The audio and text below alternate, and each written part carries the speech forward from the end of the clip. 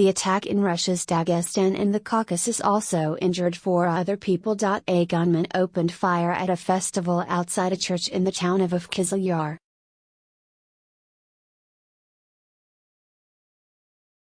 One witness said, "There were a lot of people there, moms with little children, elderly people. I believe God saved us, not allowing the man to get inside the church."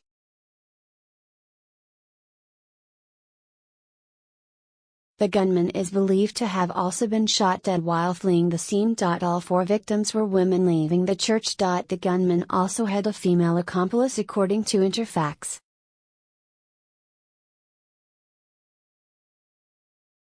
The gunman has been identified by investigators as a local male resident aged in his 20s.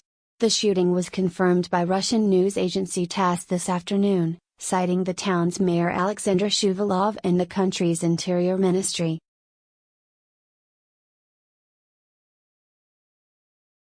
Related articles: Shooting at school in Benton, Kentucky, injures several. Shooting rampage at car wash, 5 dead in Melcroft, Pennsylvania. Shooting at NSA spy center in Maryland, USA, several victims.